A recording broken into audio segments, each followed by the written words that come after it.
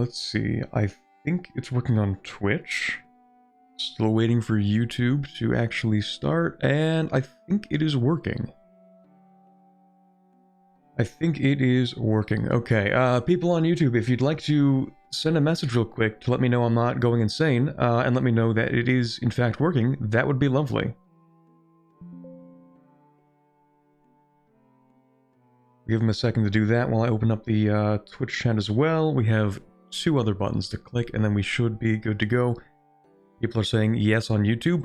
Perfect. I'm gonna do the same thing on Twitch. I'm gonna mute myself on Twitch. If there are people in the Twitch chat, go ahead and send a little message to let me know that things are working on your end. Well, I'll take it on faith that Twitch is working. Okay. Send out the Discord notification like that, and we should be good to go. Okay. Welcome everybody to a very special Anbennar stream that we're doing this afternoon. We're going to be doing a little interview with one of the members of the Anbennar team, mostly talking about a lot of the stuff coming to Aelantir, a lot of the pirates and stuff. And yeah, we might as well get started with that. No long introduction today. We're going to go ahead and introduce, we have here with us LVT, who you might be familiar with, at least some of his work, as he did work on the Pashiny tree that we streamed the vast majority of a couple months ago. And if you'd like to go ahead and complete the introduction, go for it. LVT. Okay, hello. Hello everyone, I'm very glad to be here. So, yeah, as was said, I'm a member of the Anbennar team. I have joined, it's been 2 years ago. And since I've joined, I have worked on quite a few things, mostly mission trees. Some of my work includes Kraken bar, though we don't talk about it. Other than that, yeah, Pashiny, I think, is the most well-known and well-received when it comes to my mission trees. And this update, I have taken a little vacation to Aelantir, and I've decided to focus myself on some mission trees in south and north Aelantir, namely the pirates, which we'll go over today. Other than that, Kimanis mission tree and another one, smaller one in Sarhal, Gasha, the lizards, the crocodile lizards that embrace the blood curse. So, yeah. All right, perfect. That's pretty much it. Pretty much it lists like a bunch of things. just a handful of mission trees. So today, what do we have? A couple of the pirates in, I guess I would say North Aelantir, but it's kind of in the middle, right? The not Caribbean parts of Anbennar. We have Vassal, making sure I'm saying that right because it has a little I that's a little funky. Lamentaire, Troll's Haunt, and Port Paleged. I might have written that down incorrectly. Port Pale Gold. Pale Gold. Me when I can't read my own handwriting. Thank you. Okay, those are the 4 that we have today that we're going to take a brief look at. I'm just rearranging some stuff on my end. Don't mind me. Because every time I stream EU4, it messes up the resolution of my screen. So if you give me a brief second here. Okay. Yeah, Port Pale Gold. Perfect. Alright, we do this and we do that. That's a lot better. Okay. So where should we begin?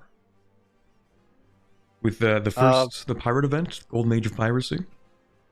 Yeah, so maybe before we even start with the Golden Age of Piracy, seeing the questions in the chat, maybe we could also tell when the next update comes. Oh, right, yes. Because do you want to do that reveal, or do you want to leave that to me? You can tell it as well. Okay. I was hoping because I'd have to double check it. Because they announced it this morning, right? Well, like publicly announced it this morning. I think it was announced quite some time ago, actually. Oh, maybe I'm crazy. Okay, never mind. Okay, so April 24th is the date of the update, by the way, just for those who are curious. It's going to be April 24th, so you don't have too much time that you have to wait.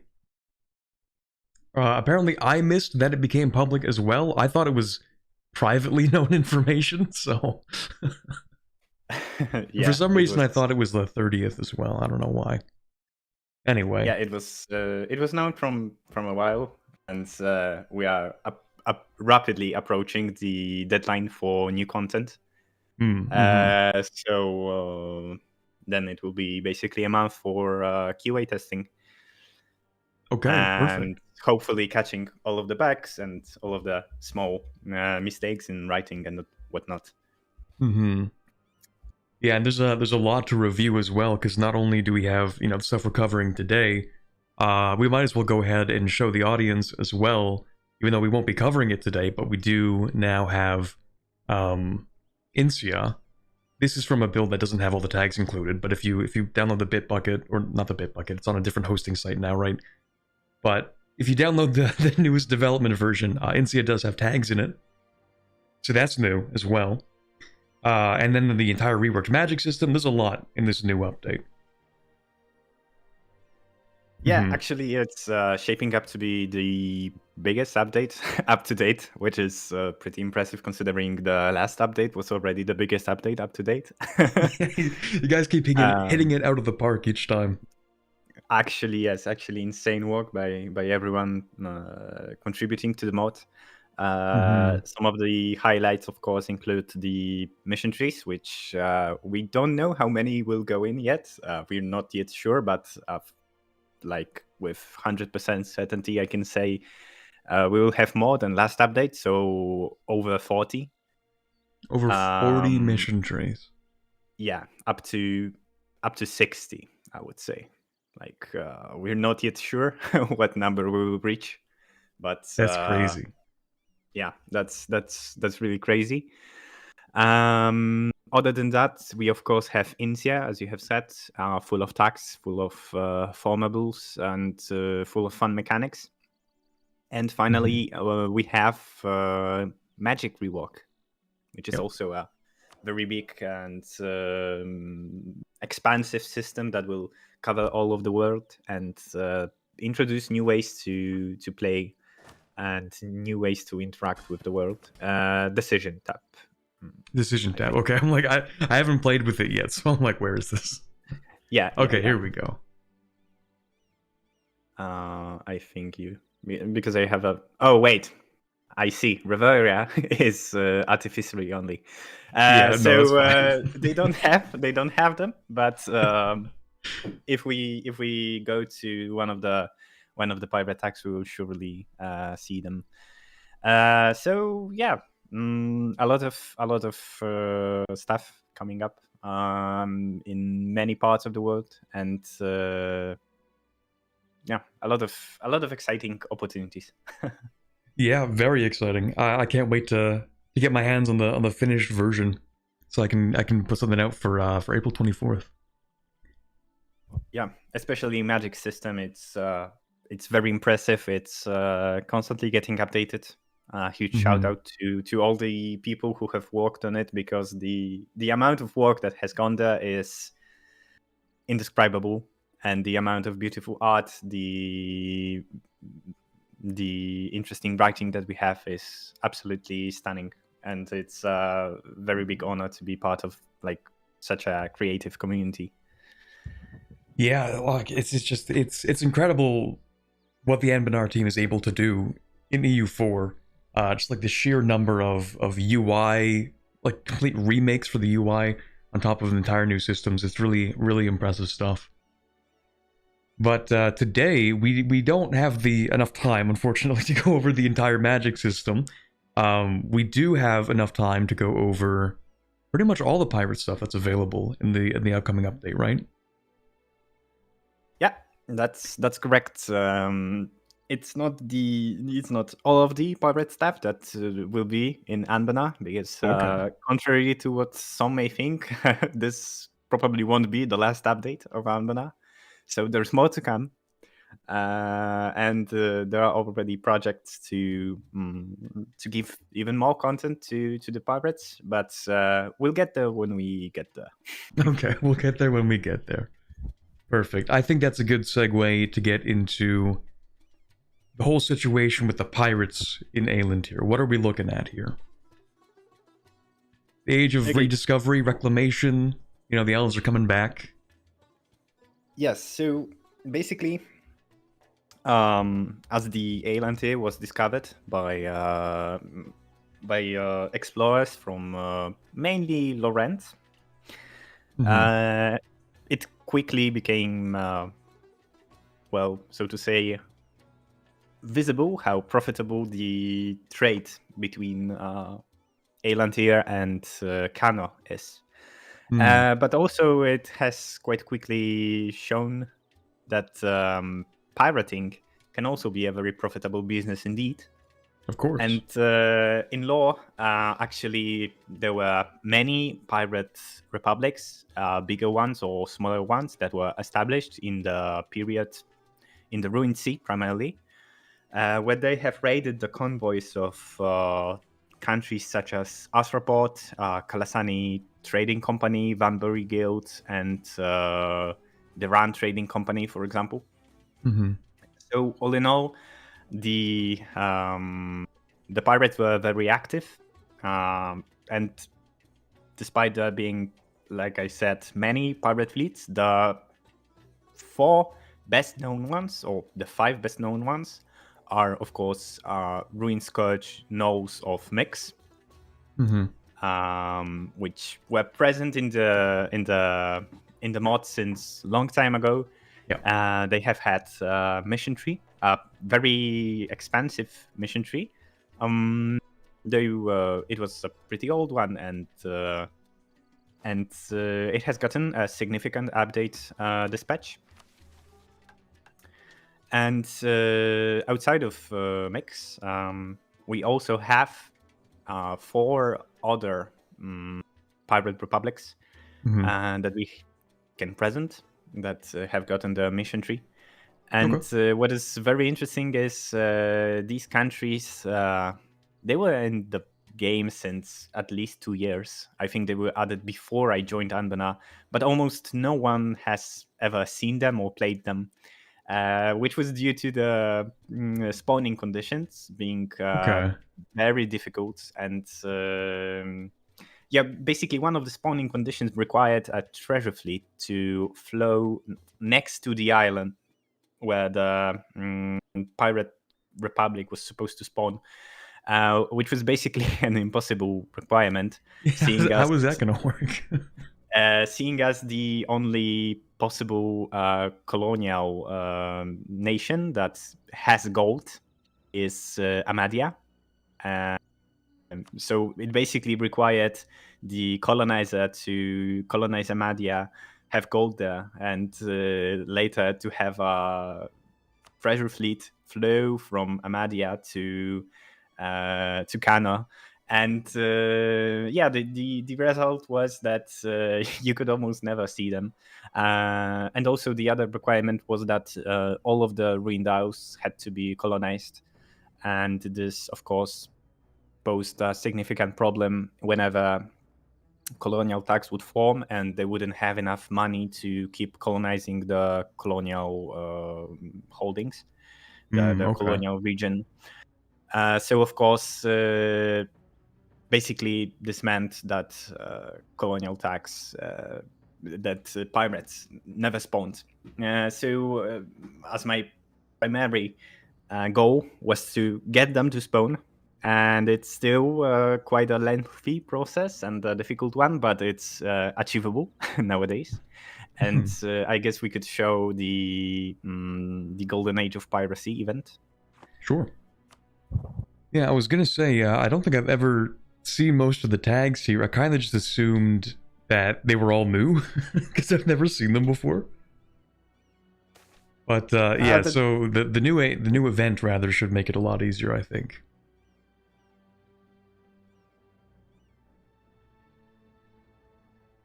Yeah, so you might recognize this event because it's actually the same event as in the base game, or rather, technically the same event, but of course it has the new tooltip which I have added, which details how to spawn our Aelantir pirates. So as you can see, in the text, there are 4 of them, and if you click the event, the first option, and go into the trade map, you will actually see a small and helpful icon that will remind you how to get pirates. Okay, so if we click this, I know for sure that one of them spawns, I think, over here. Here we go. Yeah. So we get a little thing here, potential pirate home port. Okay, so we just have to colonize 63 provinces in, let me see here. So it's going to be the Ruined Isles. You have the North Ruined Isles, which are up here, Andreliand, and the one that I always forget the name of.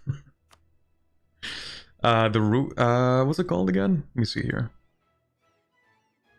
The Ravenous Isle. I think these are the 4 spawning conditions, right? Yeah, so here, Ruined Sea, or up here. Yes, the Isles of the Ruin proper. Yeah. Because the Ruin proper subcontinent also consists of the Trolls Bay, Bloodgroves, and Reaper's Coast, but our pirates are more focused on the Isles themselves, so they don't want those holdings that are on the mainland. That makes sense. Okay, so let me see if I can spot them here. So we have this one over here, which can be Rasail. Let's see. I'd have to go on a bit of a treasure hunt to find the rest of them. So I actually don't remember where, like, the actual individual provinces, where each one's supposed to spawn. Yeah. So you can go to the to like look up for the provinces. They are the first one is Fatent. Fatent. It's How do I spell that?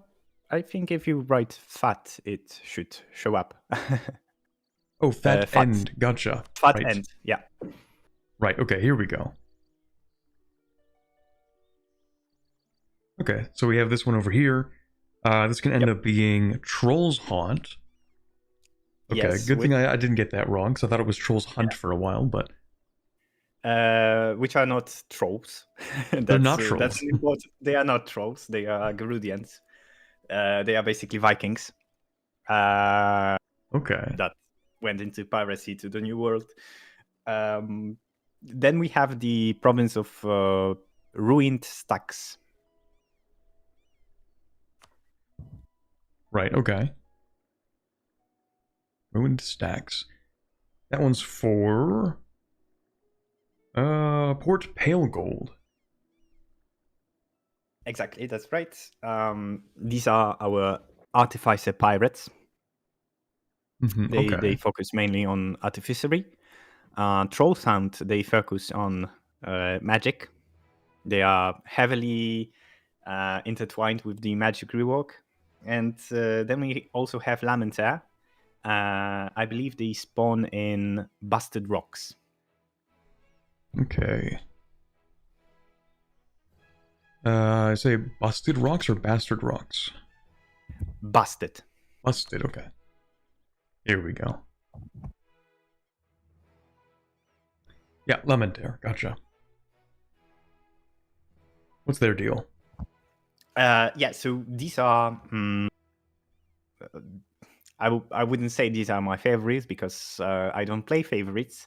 But yeah, I really like them. They are the cultists of the Wellos, which is the Canorian primordial god of the seas. and oceans. Actually, if you go into the region map mode, you can see that the whole ocean that is between the Aelantir and Kano is called Wellos Lament. It's believed in the cosmology of Canorian people that Wellos has wept at the death of his sister Helena. So yeah, this is basically our version of Okeanos. And Lamentaire are the cultist, though contrary to other attacks that may focus on Cult of Wellos. Wellos that is worshipped by Lamentaire is not exactly the same Wellos as is worshipped in, for example, Wellair, which is to say that Aelantir has a very specific thing going on, which is that almost everything that ends up there tends to be a little bit cursed or Eldritch. And it's very similar with these cultists, actually. But as we will move on to the mission tree, I guess this will become more apparent. Okay. Everything's a little more Eldritch around the Ruined Sea. Interesting, because that feels a lot like the stories that sort of came out of the Caribbean, in particular, of like sea monsters. I mean, we've heard of, for example, the Bermuda Triangle was a thing for a bit. That was more so airplanes, but like there's been like an air of like mysticism, I guess, surrounding the Caribbean for a long time, and I like that that's been translated into Anbennar in its own unique way.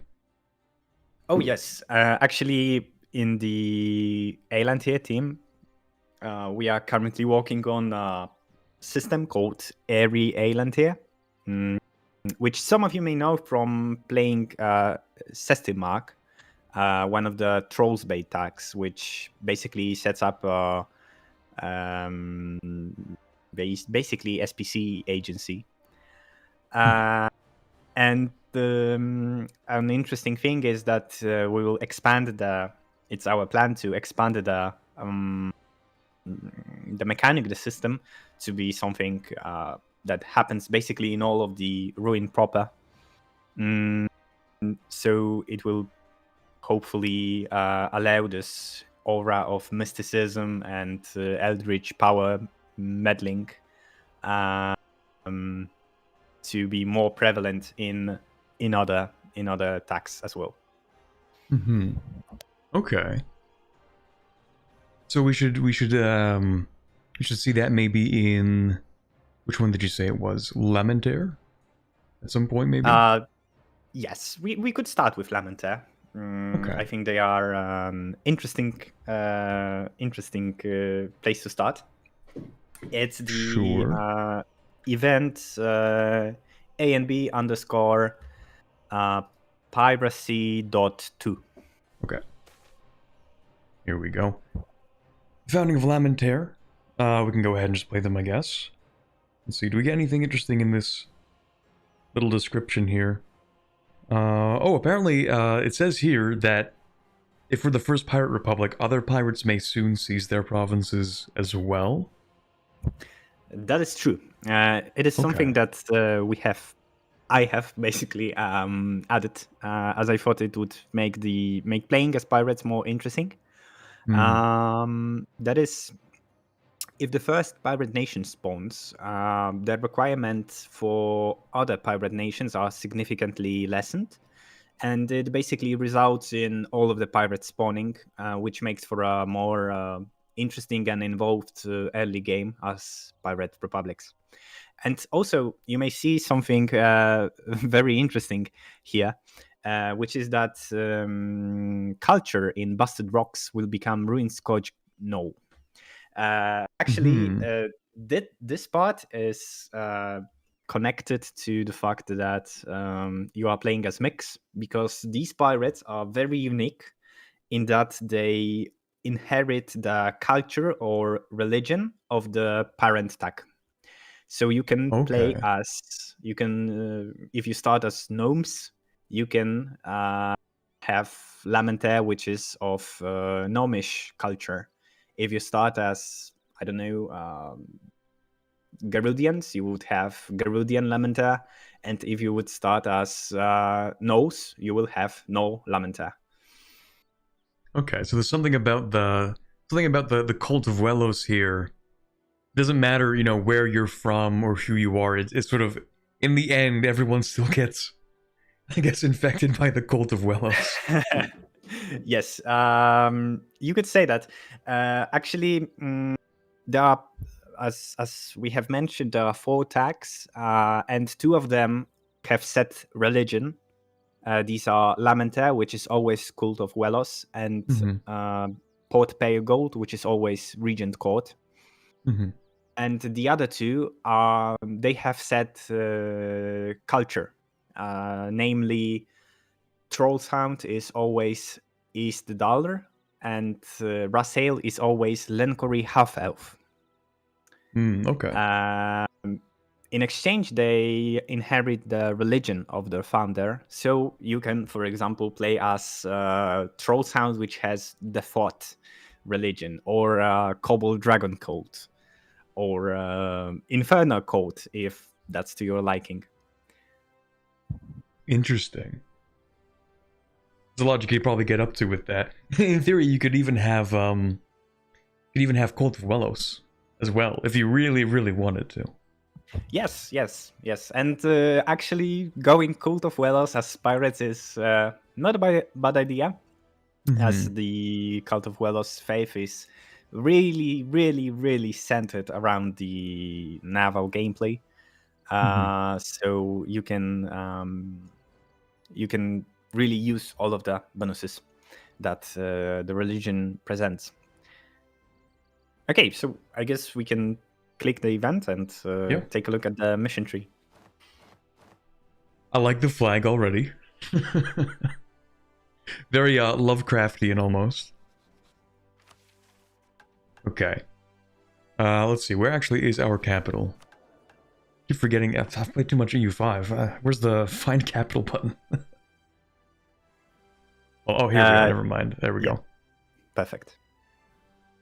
Alright, so let's take a look at, what should we start with? The mission tree, the religion itself? We can actually start with the religion. Sure. Since it's not a new religion, it was introduced, I think, in the Fires of Conviction update. But with Lamentaire, we have the first or the second country that really has content based around this religion. So as you can see, the religion itself, it uses Anglican actions. And if you take a look at the actions, all of them are themed around one particular servant of Wellos. So there's Kraken, there's the whale, there's shark, sailfish, etc.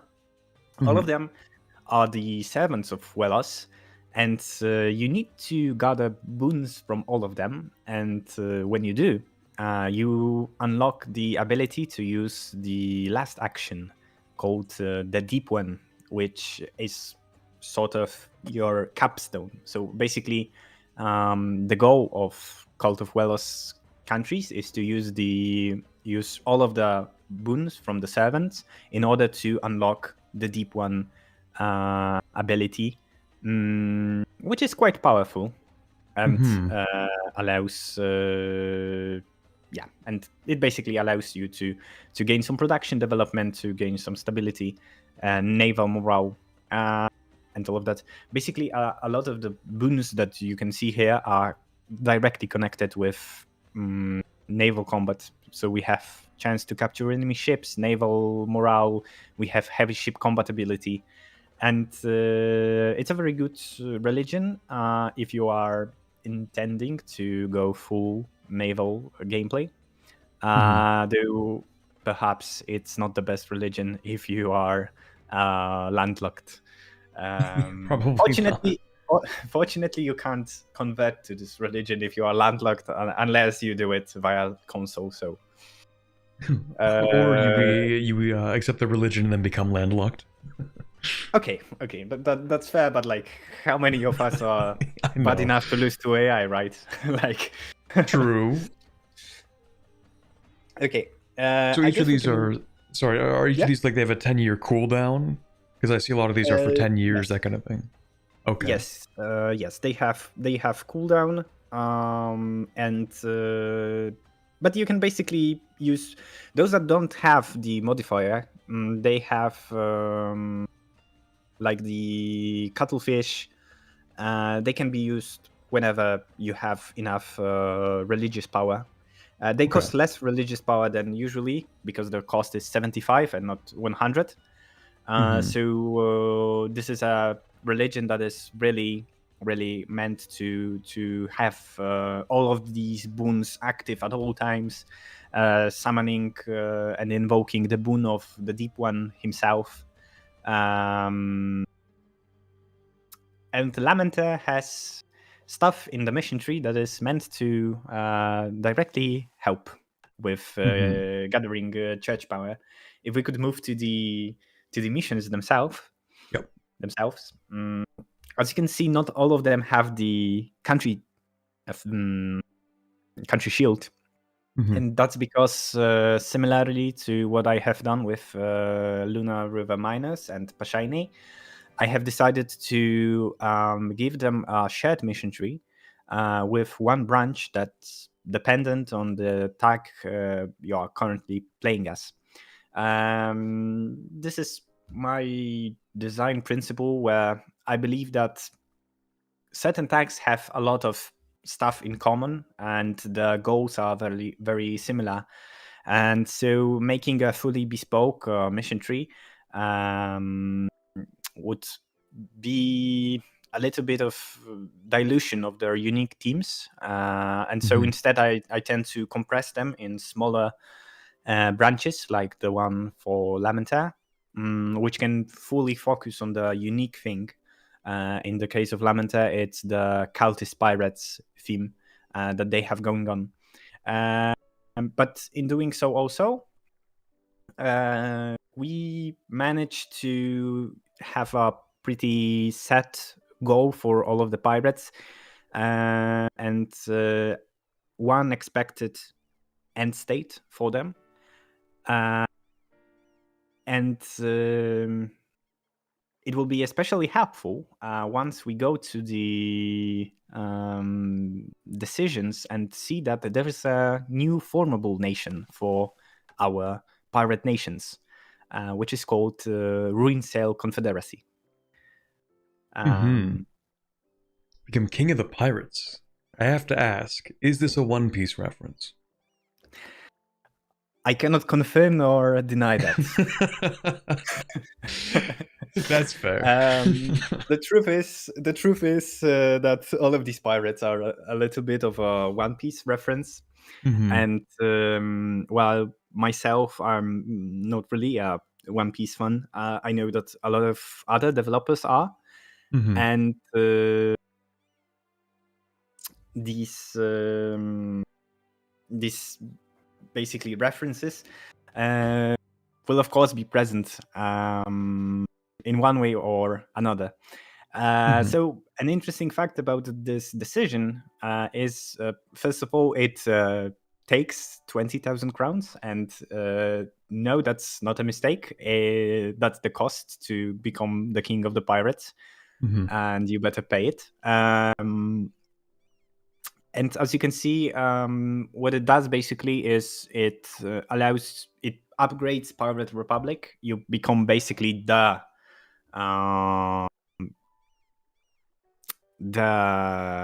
pirate nation, the definitive pirate nation. And while for now Ruin Sail Confederacy doesn't have a mission tree,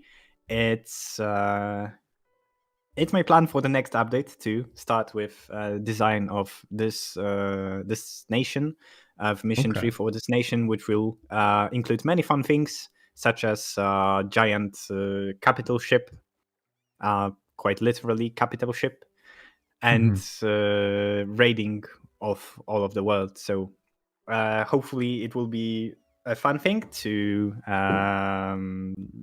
experience next patch. But for now, we have the mission tree itself for the performables, and I guess we can take a deeper dive into the shared part at start, because it introduces some of the mechanics that would also allow me to explain a bit how the thought process and design process for missions in Anbennar basically goes. Okay, sure. So, tell me what we're looking at here with Lamentaire and their mission tree, with their unique branch. Okay, so starting with the unique branch, Lamentaire is a nation that, contrary to other pirate republics, doesn't call themselves in Anbennar law as a pirate republic, or rather, the historians don't call them as pirate republic. In fact, they are called a cult because, in essence, they are a extremist cult of Wellos religion. If you take a look at the Establish the Storm Maidens mission, it actually requires you to have a church estate. To those that are not aware of it, clergy estate can be gained for pirate nations via, I believe, tier 4 reform established for religious institutions. And Lamentaire asks you to establish your clergy because what would be a cult if it didn't have the cultist and people that lead them? So Lamentaire asks you to establish clergy, and as you can see, there is this small note. As long as the vote of Wellos country modifier is active, finding a buried treasure will convert random coastal province religion to Cult of Wellos. It is connected to the shared part of the mission tree, namely the mission What We Do Best. If you hover over the rewards, it tells you that they will unlock a special system called treasure hunting. Okay. This is a system that I'm very proud of, and one that I think fully encapsulates what I believe is a good design principle. Basically, one of the most important things when I design my mission trees is to translate the law of the nation into gameplay. For example, in the case of Pashaine, I have focused on using estate agendas to represent the structure of governance based on guilds.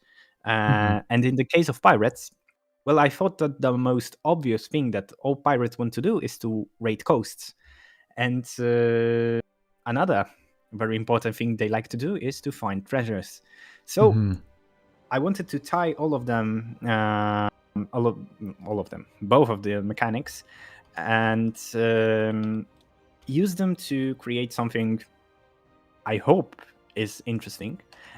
If you would follow the event for which the ID I have sent you, we could see a better explanation in the event itself.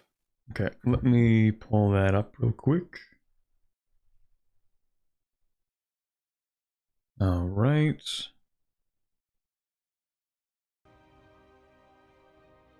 Okay, yeah, if we go ahead and paste that in there. Here we go.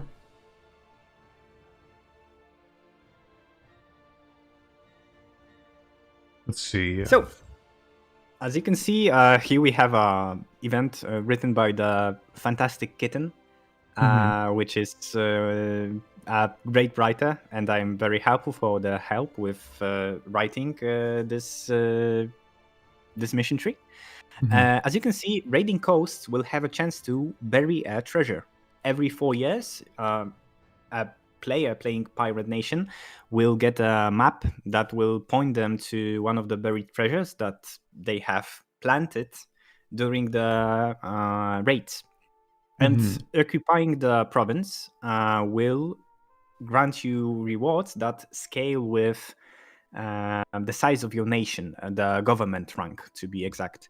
So it is a small boon that will keep on giving in the late game as well.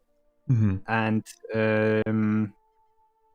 it allows you to use your pirate skills, which is to raid coasts, to engage in this small minigame of raiding coasts and then declaring wars only to rob them and take the treasures that you have planted on the beaches,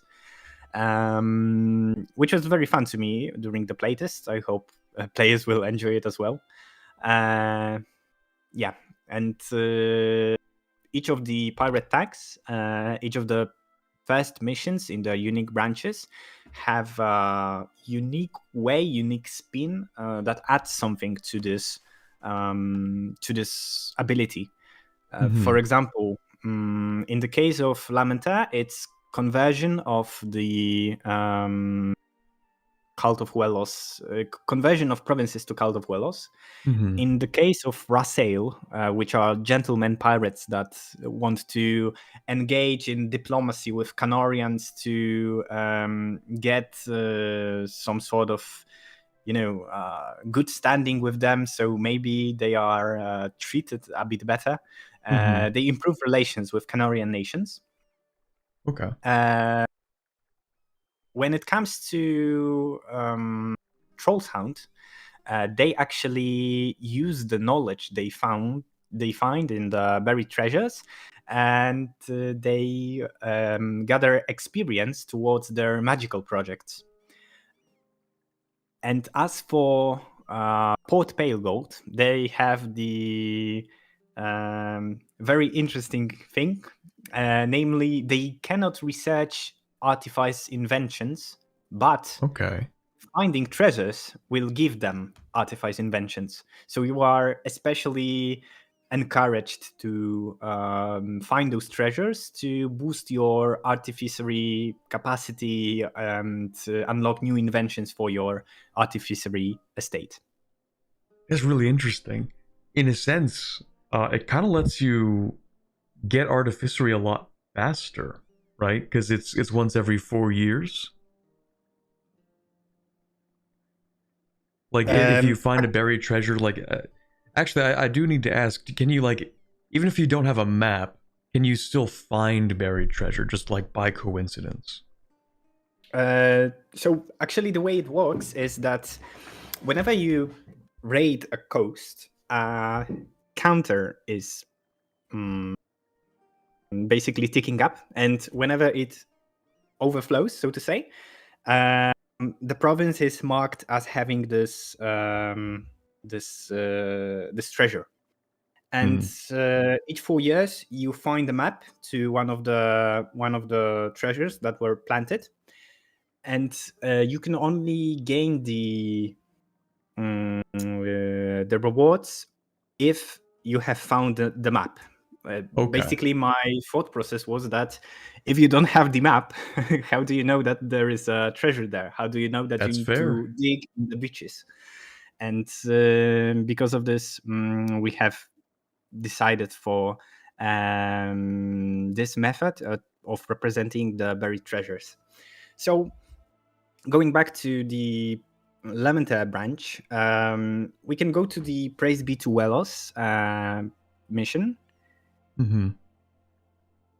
And if you take a look at it, you will also find that many of the missions between pirates, they are similar, but they have their own unique spin. For example, Hmm. this mission requires you to grant estate privilege expansionist zealotry, Hmm. which is the very standard estate privilege that you very often give away if you are playing in a region where your faith is an isolated one.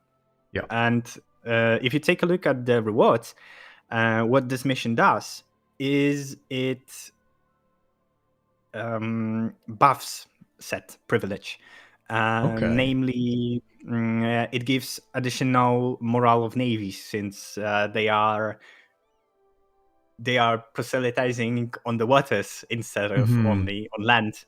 And they also give religious power per owned Cult of Wellos province. So you can also use this mission to instantly gain more religious power and again, use your abilities that you want to always have on. Then the third mission, Recover the Sunken Temple. Again, the vibe of this mission is that each of the pirates establishes the port in a slightly different way. For example, Lamentaire, their unique thing is that they recover a sunken temple to Wellos from the depths of the ocean in the Lovecraftian style. Is it actually a temple to Wellos? Well, probably anything not. Can be. Anything Probably can be if you look at it from a different angle. Exactly. If you decorate it with enough statues of Wellos, it will be a temple to Wellos. And this event grants them a unique modifier in their capital, which of course helps with their intended gameplay. For example, this modifier gives them more missionary strength and war score against other religions to help them in the fight against basically everyone around. And finally, the last mission, What is Evans, is the most expansive one. It is basically the capstone of the mission tree. And each of the nation has a very different capstone compared to one another. For example, in the case of Lamentaire, the focus is on the two things that are connected very deeply to Wellos, which is the sea and the religious actions that he grants, the boons. First of the rewards that you can see is that one of the actions, I believe it's the lightning sailfish, is replaced with a religious action that's about the shifting nautilus. It also represents this shift from this religion, because Cult of Wellos in Cana is regarded as a religion of fishermen, of sailors, where Wellos is worshipped as god of calm seas and something like that. But Lamentaire thinks that this interpretation is, to put it mildly, a very weak one, and they instead believe in Wellos that delves beneath the ocean, that trembles the waters, that causes earthquakes, that claims the souls of the sailors. And the way they worship him is much more sacrificial and much more aggressive as well. And as you can see here, this religious action, normally the lightning sailfish, it gives it spawns an admiral scaled with naval tradition that has additional maneuver pips. But whenever you upgrade the religious action with Lamentaire mission, you actually boost this religious action to give you additional shock pips and fire pips to the created admiral, as you create something which is called the Drowned Ones. If you go to the, I believe, 7th idea of Cult of Wellos, of Lamentaire, I'm sorry, I believe it talks about the Drowned Ones, which are basically those sailors who undergo transformation into basically Davy Jones. Oh, okay, yeah. Basically become like almost like underwater zombies in a sense. Yes, you could say that. Basically, way. they are turned into the ultimate worshipper of Wellos, and I believe it's a very interesting interplay between between Lamentaire wanting to focus on the religious actions, but also on having those very powerful drowned one generals. So this is our Lamentaire part. Lamentaire Capstone Part 1, but there is also Part 2, which is that whenever you use a Cult of Wellos religious action, you will gain a Kraken. Yeah, I noticed that. That's crazy. Yeah, you can have up to 10 Krakens, and per government rank, so 30 at the max level, which is quite a lot, considering that the only other nation that has access to Krakens as of now is Eldant, and I believe they have up to 10. So Lamentaire will have much more Krakens, and hopefully the players will enjoy the vibe of releasing the Kraken to strike other fools. But this is not the end of the unique stuff that is given to each of the nation. If you take a look at the Pillaging the Shores mission, you will find that raiding coast actions is buffed. Namely, this action is buffed in a different way depending on the nation you are playing as. For example, Lamentaire, which is Cult of Wellos, they want to constantly apply the buffs of the religion to themselves. They have more religious power. They can gain religious power per province raided. The values here, they may seem a bit small, but believe me that whenever you start to raid 100 or 200 provinces, they can get a little bit stupid, so we had to make them quite low. So this is another part of the mission tree that really plays into this buffing of your strengths as the pirate, buffing the stuff that you want to already do, because if you want to play pirates, if you have chosen pirates out of all of the amazing tags that we do have, then you have chosen them because you want to raid people, you want to privateer them, you want to destroy their economy, you want to be very annoying. And missions like this, rewards like this, they are meant to allow you to play into that fantasy of these ultimate pirate that is very annoying, very, very powerful as well, in their own domain. And two more things that I wanted to show in the shared tree, which is the mission To the Depths, which gives you a very interesting reward, which is it unlocks a decision to dominate the fleet. Dominate the fleet is the way that you can form the Ruin Sail Confederacy. Basically, you could, in theory, argue that pirates would unite themselves in the face of danger and all of that. But I think, well, it depends. But I think it depends heavily on our interpretation of the pirates. And a much more likely scenario is that they would infight a lot, and they would try to constantly undermine the other fleets.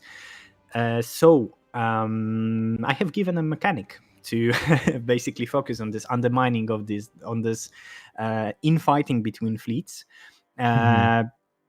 which is dominating the fleets. Dominating the fleet, it gives you 3 bonuses. First of all, it gives the province that their home port a modifier called Den of Piracy. Den of Piracy is is a modifier that allows you to get way more naval force limit, some additional land force limit. And if you take a look at Protect Our Loot, you will actually see the Den of Piracy effects.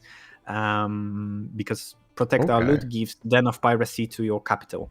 The version of this modifier that is given to the other provinces is a bit weaker than that. Namely, it doesn't have plus 10 naval force limit, but plus 4, I believe. But all in all, just from the Dens of Piracy, you get around 30 naval force limit. So you get a lot of naval force limit and land force limit through these modifiers. And so that's the first boon of Dominate the Fleet. The second boon of the Dominate the Fleet decision is that it upgrades your... it upgrades Dominated Fleet's country modifier. And Dominated Fleet's country modifier boosts your coastal raiding range, so you can raid more. It boosts your naval morale, so your navies are more powerful. But the most interesting and fun modifier is that it gives you additional flagships. You can get up to +4 flagships from this ability, because there are 4 other fleets you want to dominate. That makes sense. So, all in all, you can get 5 flagships. So, 1 for each of the fleets.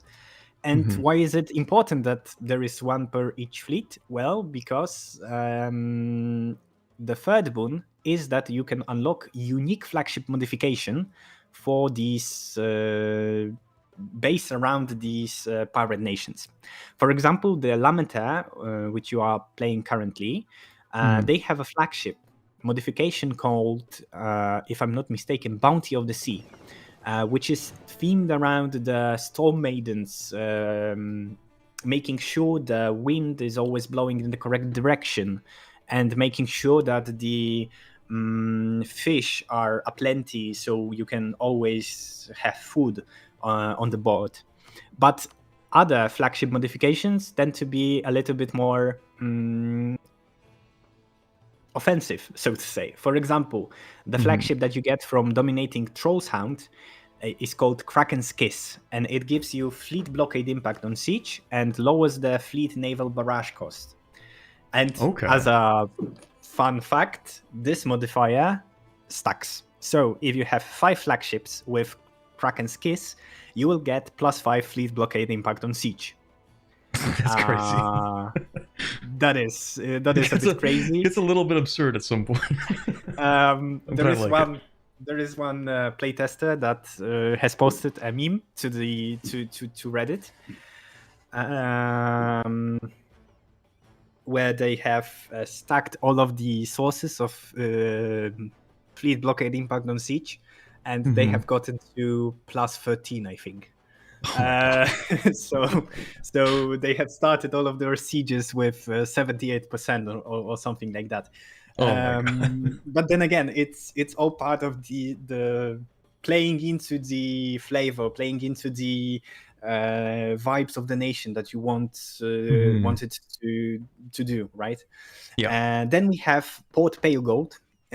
Port Pale Gold is quite a unique nation out of all pirates, because they focus on the smuggling. The favorite things is smuggling. And for smugglers, they don't necessarily want to privateer, because they know how to operate on the free market. So, because they can operate in the free market, because they can operate on the free market, they want to actually protect their trade, and they are rewarded for it via the flagship modification, which is Smuggler's Bay, that gives them +3 trade power per ship in fleet. So you get a lot more trade power, and you have very powerful trading ships. And their unique raiding coast ability, as you have seen, is them getting innovativeness. because they are scouring for all of those artificery doodads and magic things that they can find that will boost their knowledge of artificery and all of that. So they are also a very interesting tag in this case. And finally, our fourth nation that we haven't talked about yet when it comes to unique flagship modifications is Vassal, which has Admiral's Pavilion. Admiral's Pavilion is a bonus they get. They are basically gentlemen pirates that are cosplaying as pirate nobles. If you could spawn them very quickly with Piracy 1, they have some fun rewards. Although these are still provisionary, since we'll have to do some balancing of them.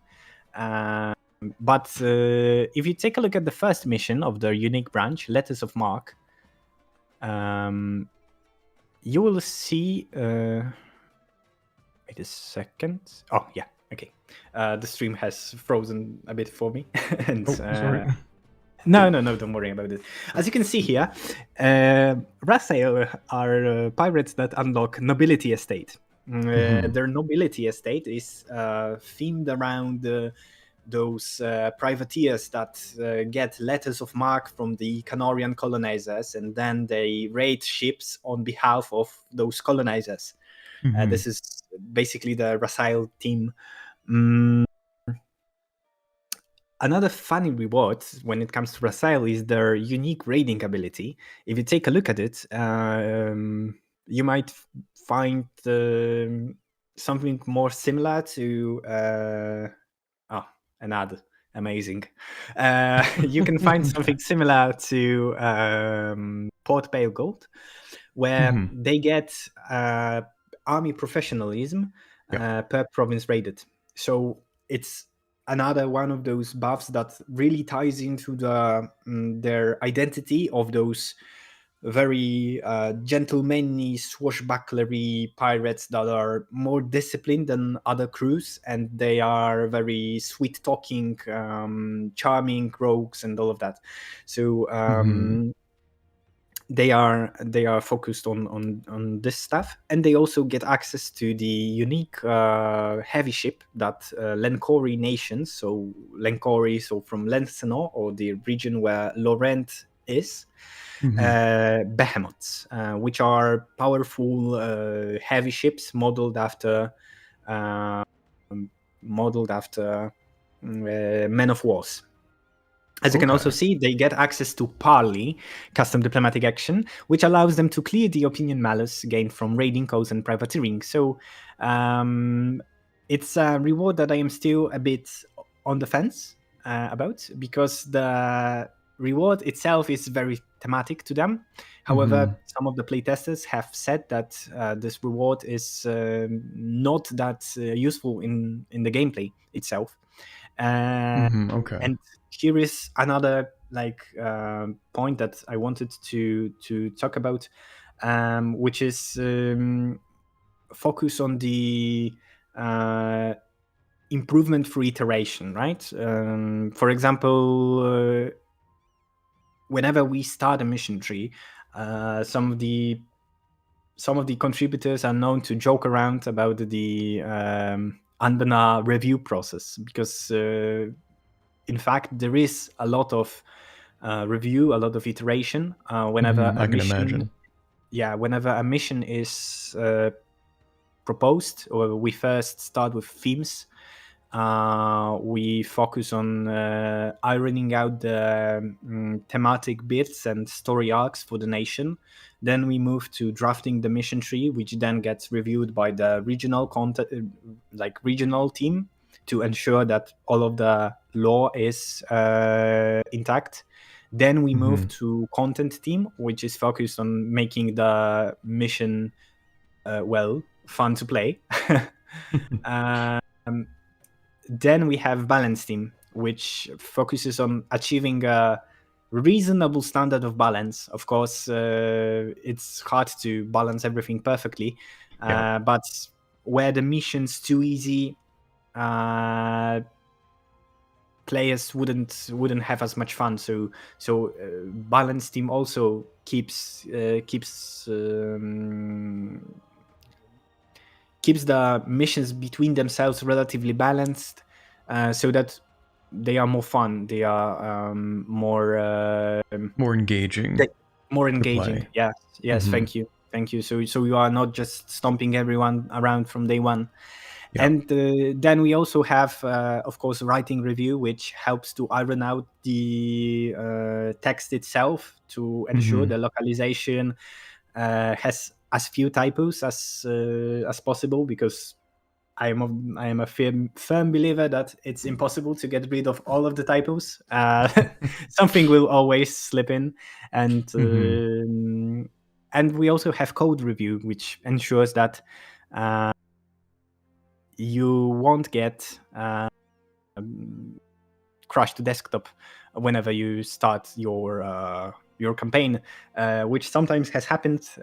It is my perhaps not the proudest achievement I have gotten, but I have managed to one time introduce a crash to desktop to Anbennar when I was coding Vantipa mission tree. Yeah, it wasn't the proudest moment, so to say, but we live and we learn. Yeah, exactly.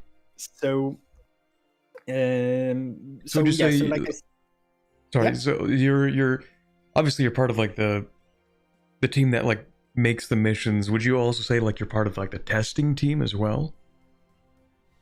I would say that any designer should be a tester for their own stuff, because Okay, ultimately, one of the design principles that is very often present when it comes to designers is that they want to design a mission tree that would be fun for them to play.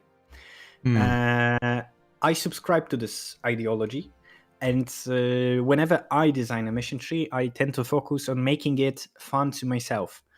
For example, my favorite nation out of these four is Vassal, as I have said, because I basically very much enjoy this imagery of charming rogues that are dancing with the damsel in distress, and then they go around to steal from the baron that is holding the party.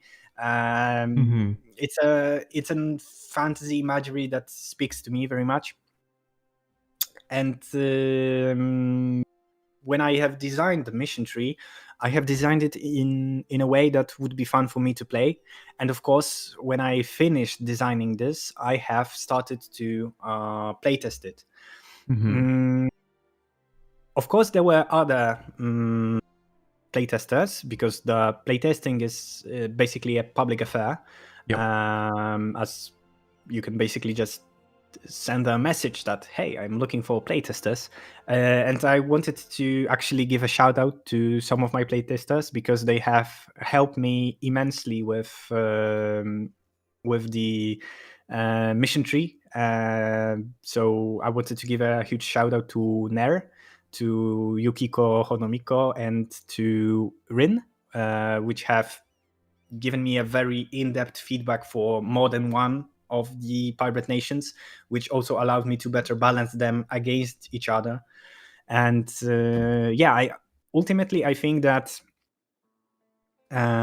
we need to remember that what we are doing here is making a mission tree that is to be played.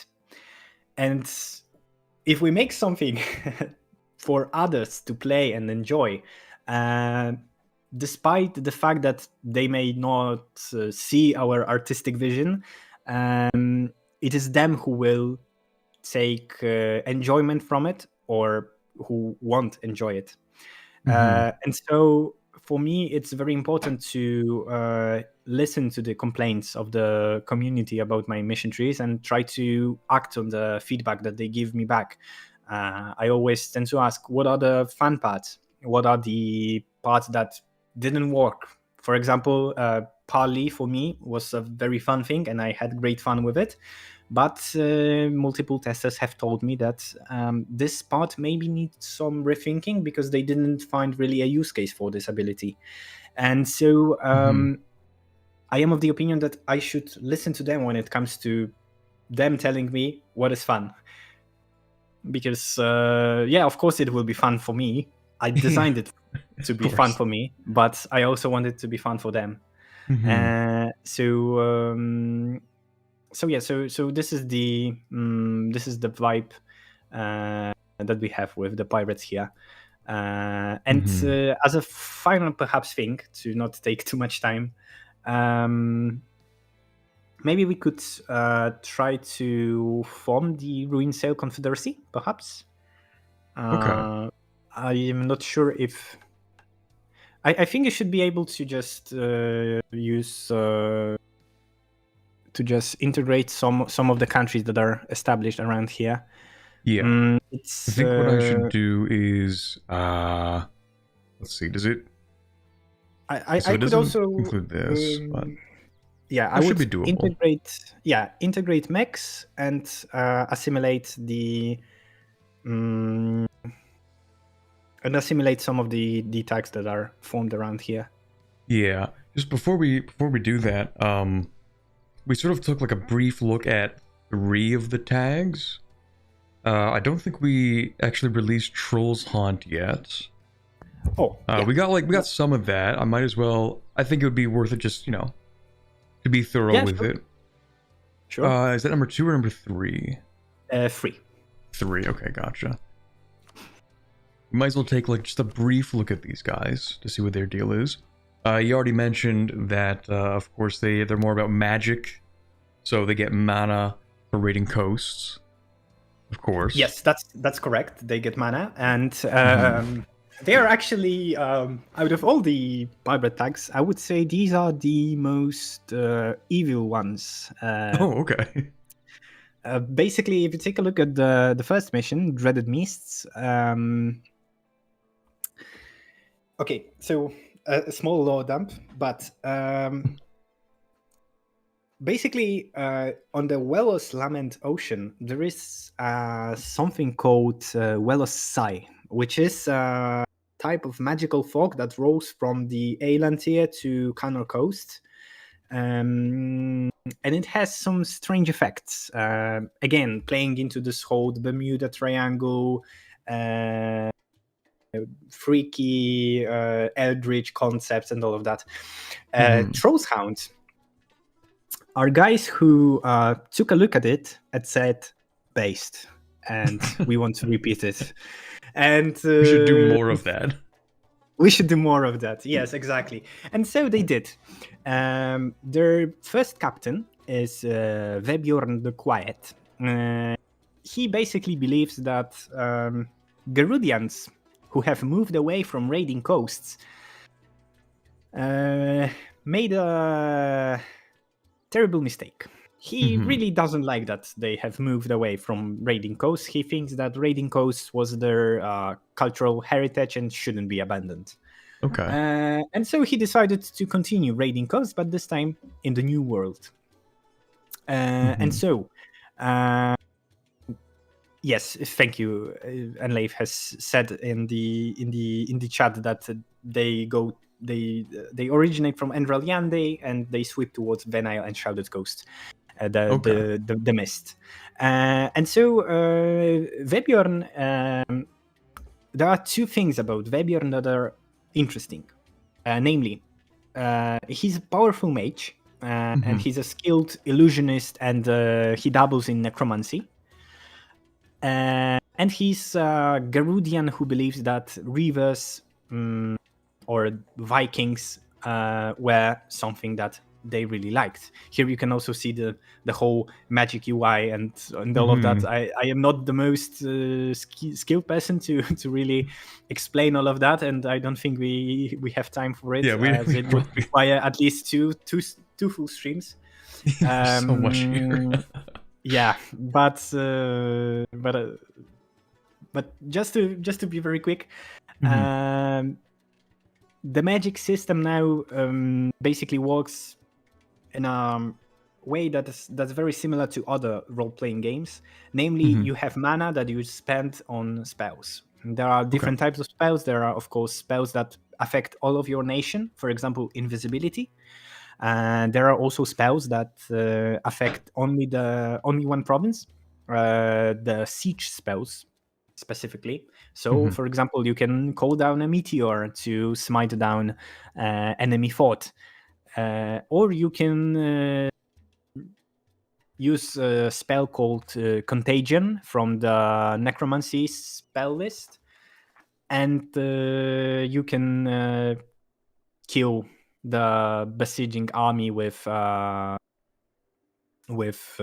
plague. With the plague, yeah. So a lot of fun things. It's amazing system. It's so well designed, and I could talk hours about it, and I'm not the specialist. So let's go back to pirates. So as I have said, we have the magic pirates, which are the combination of necromancers and Vikings. Okay. And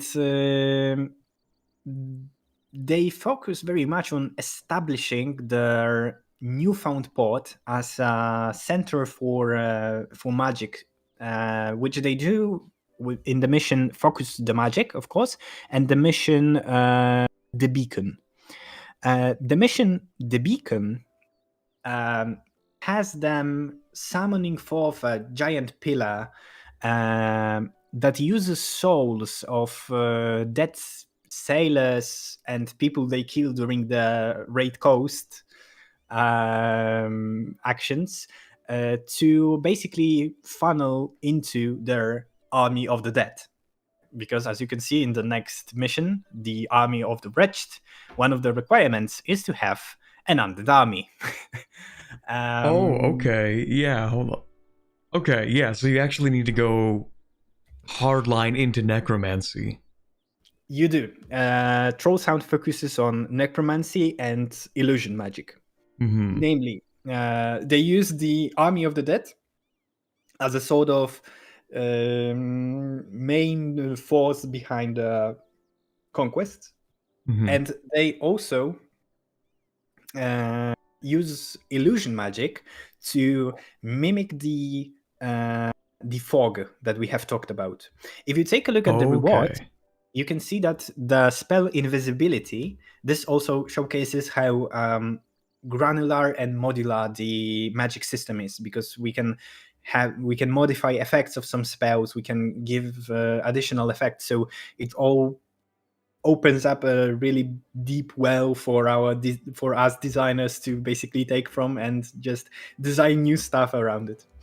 So as you can see here, invisibility prepares Kraken's Kiss. Kraken's Kiss is a giant cannonball filled with magical energy that basically works as a smoke grenade, but instead of releasing normal smoke, it releases an Eldritch mist that is very unpleasant, very powerful, and very powerful as well. Yes. So the whole deal with Kraken's Kiss is that Trollshound, once they naval barrage someone with Kraken's Kiss, they establish this dreaded mist in the province that was barraged.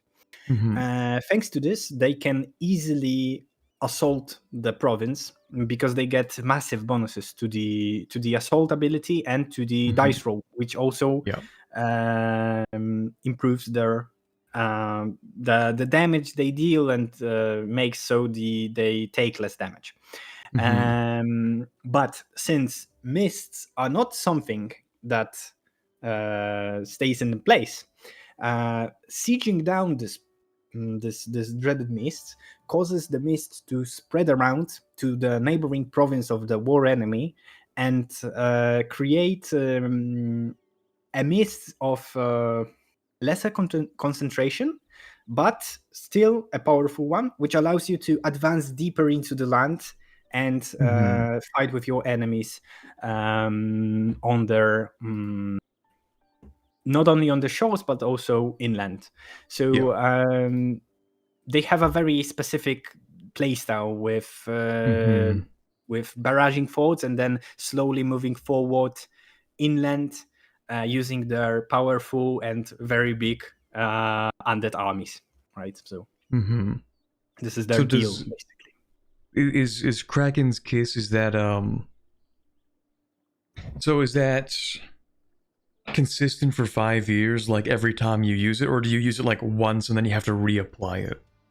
You use it, that's a good question. You use it once and then you have to reapply it. Okay. I would like for it to be something constant, but I also like to have my head on my shoulders, and I think if I proposed Kraken's Kiss to be just a persistent effect, the balance team would kill me. So I tend to be a little bit more considerate with my my bonuses that I tend to give in my mission trees. However, as I have already mentioned, there is already a mission tree for the Ruin Cell Confederacy in progress, and nothing stops me from improving this ability there, because I want to have some callbacks in the formable mission tree to have some callbacks and some unique bonuses depending on what tag have you started as. So, for example, one of the plans that I have is for Troll's Hound to basically for the mists to allow to be spread indefinitely. So not just like one province into the mainland, but also but whenever you siege down a province with dreaded mist, it spreads to neighboring provinces. Oh, so you can carpet siege it forward. Exactly. That's the vibe that I want to have for Troll's Hound. And for other attacks, it will be other things also connected with the unique mechanics. So, for example, for Lamentaire, I want to do something about the Krakens. I want them to have more Krakens, and for the Krakens that they have to be a bit more powerful, and also to gain more church power, so you can churn out more Krakens and all of that. So actually, I have a question about Lamentaire briefly, if that's okay. Yes, of course. So I did notice with the Krakens, obviously they're a heavy ship, and I've had this debate in the past with some people, but when it comes to ship engagement width, do you view that as a positive or a negative modifier? It's an interesting thing, and it's very funny that you have asked about it, because just today I have asked the people who are better versed in code if it is something that we could change, because despite the fact that this modifier, as seen with the Krakens, is in green, it's a negative modifier. It is a negative modifier, isn't it? It is. It's a negative modifier because it makes it so each of your heavy ships takes 4 places instead of 3 places. So if you have combat width of 12, you can only deploy 3 Krakens instead of 4 heavy ships, right? Yeah. So there is a smaller amount of heavy ships that you can deploy. But unfortunately, this is something that Paradox has hard-coded, and something that we cannot really change. So our only hope is for them to remember that there was this game that they have developed for 10 years, and maybe make a patch that would fix this bug. Actually, before we form the Ruin Cell, I would also like you to click on the province that is directly to the south of the capital province of Lamentaire. There is this small island called Melted Detritus. To the north. To the north. Oh, to the north. To the north. Yeah. Melted Detritus. Okay. It is being colonized right now, so I don't know if that's going to mess up what we're trying to see. Yeah. If you could assimilate this province real quick, it's 1081. It's the ID. Trying to figure out what What do I use for that? 'Cause it's not quite Assimilate. colonized yet. Is assimilate is the term? The command? Yeah. If you use assimilate, it should work. Right, okay. It is actually still here. I'm gonna abandon it and then colonize.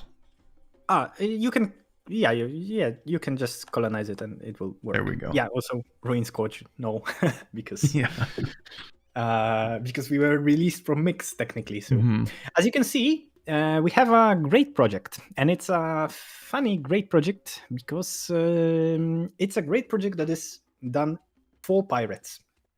So if you have seen the Pirates of the Caribbean movies, in the first three, I think it was the third one, pirates, when they join up against Davy Jones, they have something which is called the Brethren Code, which is basically the like a shadow government of all of the pirates, where all of the captains from different fleets can talk on neutral grounds and all of that. I really like that idea, so we have made our own version of it, and our own version is called the Drift Card. It's a massive, supposedly existing. Its place in canon is actually a bit of a mystery, but it's basically a meeting ground for all of the main fleets as well of pirates in the Ruined Sea. And as you can see, the rewards it gives are directly connected to pirate gameplay. So the Tier 1 gives you ability to produce cores via raiding coasts on Aelantir. Tier 3 upgrades that to all of Halan. And if you take a look at Tier 2, it actually has a very fun interaction with the capturing and destroying flagships, namely capturing and destroying flagships increases development of melted detritus as you take the scrapped parts from the flagship of Laurent or Gawet or any other country that you have defeated, and you build up the drift code from the remnants. Oh, that's pretty cool. So this is what we are going for basically with the drift code, and as you can see, you can gain up to 15 base development with this ability, which is quite powerful. That's pretty good. That's pretty good. Yeah.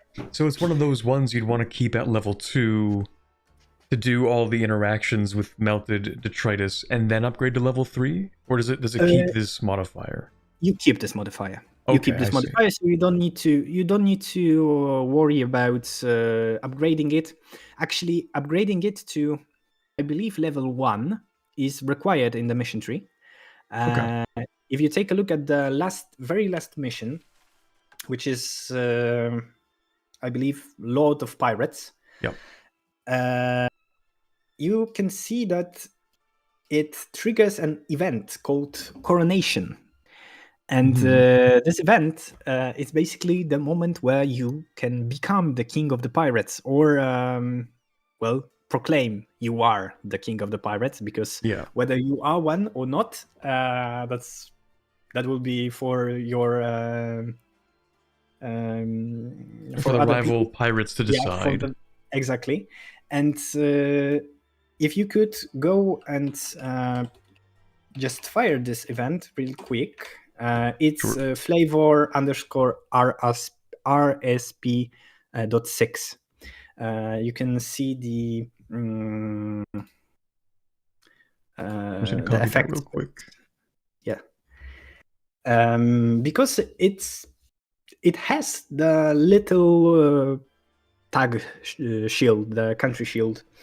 And this is because the event is a bit changed depending on who you trigger it as. Okay.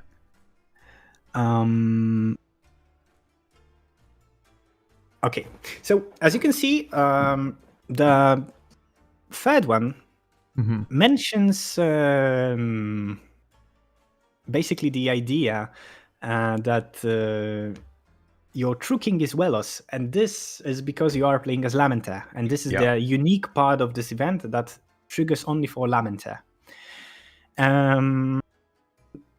So basically, this event is your final event in the playthrough, and the one where you can choose to either leave behind your legacy as pirates, and this will allow you to form the post-colonial countries, such as Morail or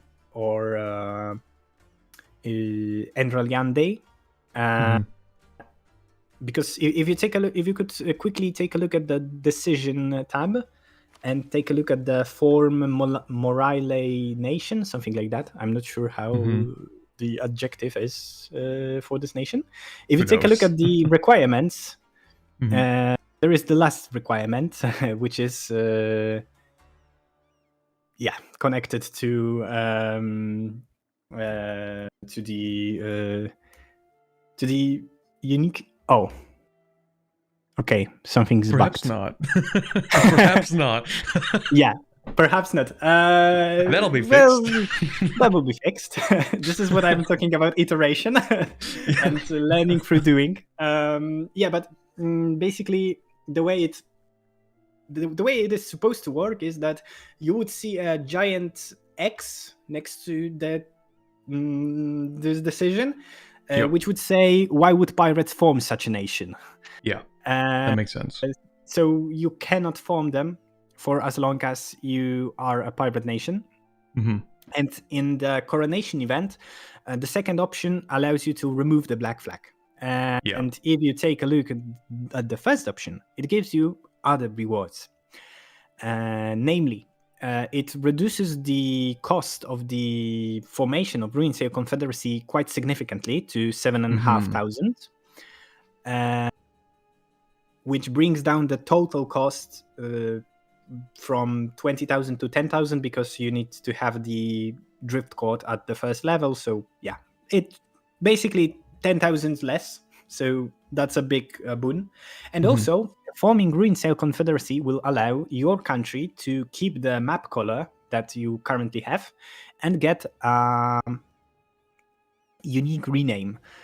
Each of the pirate nations, of the 4 pirate nations, can get this unique rename that is directly connected to who they are. For example, Razael changes the name to Razaliande, which means the land of the free folk in Elven. Pale Gold changes the name to Pale Gilded League because they cosplay a bit as those merchants and smugglers and all of that. So, and Trollshound has a name inspired by Icelandic language, and so basically Garudian language is basically we use Icelandic as the basis of that, and they are named, if I'm not pronouncing it horribly wrong, which I am probably doing, Ottaveldi Tokunar, which is the Empire of Dreadmist. Ooh, that's a nice name. So so they are very, very interesting. And if you could just take the first option to lower the cost and all of that, and if we could just show the Ruin Sail Confederacy, yes, and as Dave has said, these renames are optional, so you are not forced to do them. So if we could just do some integration. Do some integration and some colonization, we could also showcase the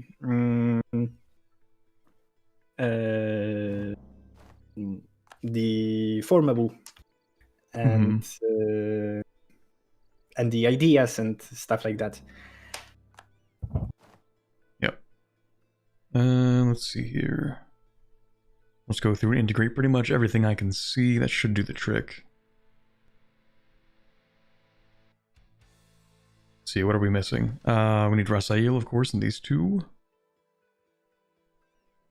While I'm doing this, I know we didn't really get an opportunity to go over mix because it's more like a rework more than just like an entire new tree, right? That's correct, yes. Yeah, so what we should expect to see in Mix is like a couple new missions or like new ideas, or what's going on there? So actually, as a fun fact, when it comes to sheer size, the Mix mission tree will be smaller. But Okay. this is because the old mission tree for Mix was... how do I put it mildly? Old? Antiquated? Very bloated. Oh, okay. It had a lot of missions that were very small in scope, very inconsequential compared to how late they happened. And the Forsaken, which is our revamping guy, known for revamping a lot of older content, he has trimmed down a lot of the missions. So there are, I think it went from like 80 to like 40 or 50 missions, but the missions themselves are more engaging. They are more connected to what Mix wants to do, and what Mix wants to do is to sell demonic crack. They get even a special mechanic to do that, in the form of a government mechanic. They get a wholly new government bar, which allows them to export the demonic demon blood, I think it's called, to their tributaries and subjects, and in doing so, they get money, they establish their influence. So this is what Mix does. However, Mix is very specific in the mission tree has one very specific thing, one very specific quirk, which is that you can complete only half of it if you want to go into Ruin Sail Confederacy.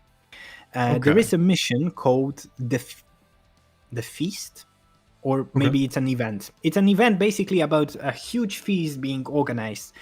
And depending on your choice there, you can either continue as Mix and don't form Ruin Sail Confederacy, instead focusing more on being the Shazop cult country that sells demonic drugs to everyone around, or to go more into the Ruin Sail route, which hopefully I will explain a bit when you form the country. Okay. Out of curiosity, so I'm looking at Become King of the Pirates, and it does cost 7,500. I did not complete this mission. You did not, but you fired the event.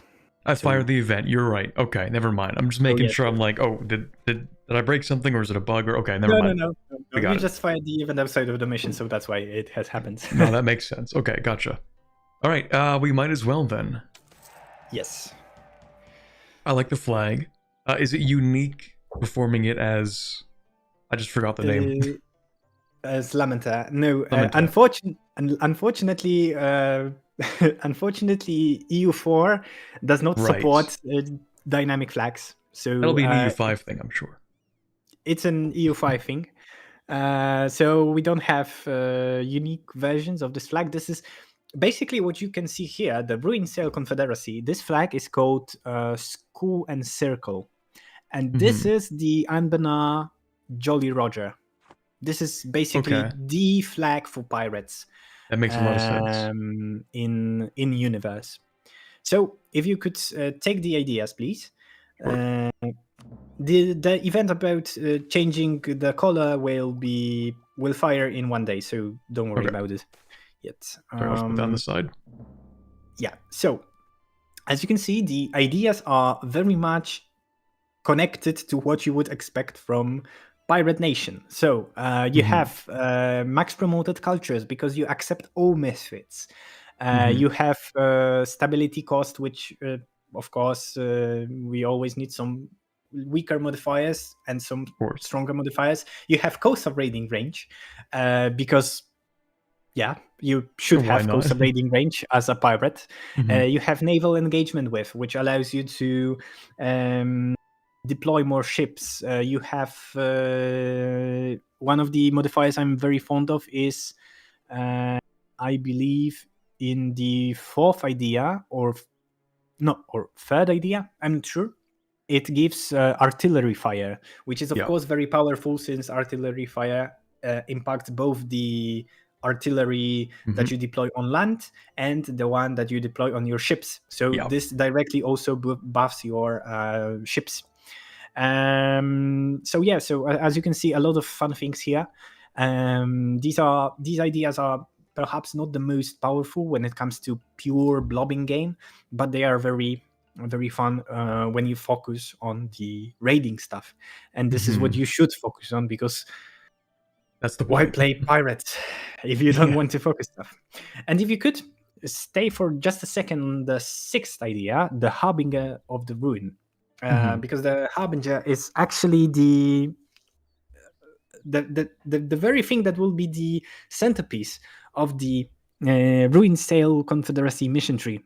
Because as you can see here, Harbinger of the Ruin is actually the giant capital ship of the Ruin Sail Confederacy. Mhm. They are the basically, if you know about the Warhammer lore, this is the Black Ark of the Dark Elves. Okay. Absolutely massive capital ship that will go from continent to continent and will boost your abilities in said continents to do raids. Of course, the Mm. mission tree is not ready yet, but as a small teaser, I can tell you that this is something to look forward to, because I think the ideas there are absolutely stellar, and yeah, you will encounter many legendary pirates and stuff like that Mhm. in the mission tree. So it will be hopefully something to enjoy. And the event Color of Glory is the event that fires and allows you to choose your tag color and your nation name. So you can choose to be of the Ruin Sail Confederacy color and name, or to take the name and the color that's based on your previous tag. So, for Mhm. example, Lamentaire Yeah. is Lamentaire Talasarki. Mhm. That's quite nice. I do want to just bring it back for a second. Let me know if you can tell me this. When you do have like the floating capital ship, is it going to function in a similar way to like, is it going to count as like a piece of territory that you can deploy coastal raiding from? Like it extends the range of your coastal raiding? So unfortunately, I don't think that's something very possible, because of course, limitation of the game engine. Yes, of And the course. way I am currently planning to do it, which is something that is public, so it's everyone can go into the channel and look at the themes I have proposed and mechanics I have proposed. So it's not a very I'm not spilling something forbidden here. Hmm. Basically, you will have a great project Yeah. that represents your capital ship, which is the Harbinger of the Ruin, and you will be Mhm. able to use to change your capital to other continents without problems. Basically, you won't create colonial nations as well, so you will be Okay. able to, for example, sail to Sarho or sail to Canner and Mhm. park your ship in the Dame's Head. And the idea that I have, and I am going to propose forward, is that your whenever in the region that you have your that you have your Harbinger of the Ruin in. So, for example, you put it in Unban cost, and Mhm. then all of the East Dame's Head, it is, I believe, will be in the range of your capital ship.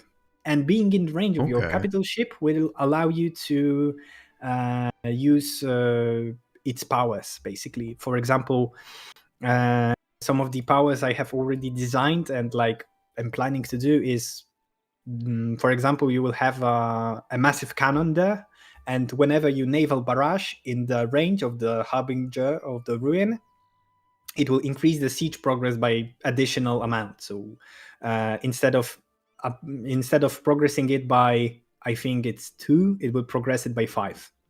It almost seems like overkill. You stack the flagships for the +5, and then you get the +5 from the barrage. You can stack the flagship to +10, actually. Oh yeah, of course. Why not? But like I said, the main goal that I have here is to really tie it into this ultimate pirate fantasy of having a massive, absolutely ginormous flagship that you are sailing around and you are conducting raids from, and you will have your legendary pirates that are coming and can become the king of the pirates if you, of course, choose them to be the king of the pirates. You will have an easy way to gain the personality trait of legendary pirate as well through the mechanic of dread. And basically you will have hopefully a lot of fun just going around the whole world and embracing the chaos that you cause. Oh, and also a very important thing, as I have said, everything in central Aelantir is a bit Eldritch. And of course, seeing as Ruinsail Confederacy is a formidable country in the middle of middle Aelantir, they also have this Eldritch part to them. Namely, their actions, they start to gather interest of something, being a concept more than a thing, actually, called, and if I'm not mistaken, the Echo of the Ruin, which is basically a amalgamation and concept of the Ruin of Aelantir, or Day of the Ashen Skies, which was born from the sheer amount of pain and destruction and all of that. And basically the pirates decide that it's a great idea to make a pact with that entity. And sure. It will surely lead them to prosperous lives and all of that. In the end, what I am planning to do is to have basically the Echo of the Ruin possess the Harbinger of the Ruin, and you will have a giant autonomous ship that is inhabited by an entity of pure destruction and all of that. So maybe they are, after all, a bit evil, but maybe a little bit. But they also have a lot of fun doing it, and ultimately, fun is all that matters. So we may be evil, but at least we're having fun. Exactly. Okay, I do have like one more question about the plans for the Pirate Confederacy. Of course. Or the name that I'm forgetting, the default name for it. Ruinsail Confederacy. Ruinsail, thank you. So, as you become like more powerful, more wealthy as pirates, and you disrupt more of the world's trade and economy, and you raid more, is there a point where the pirates eventually realize that if they keep going, it'll sort of like collapse the system in on itself?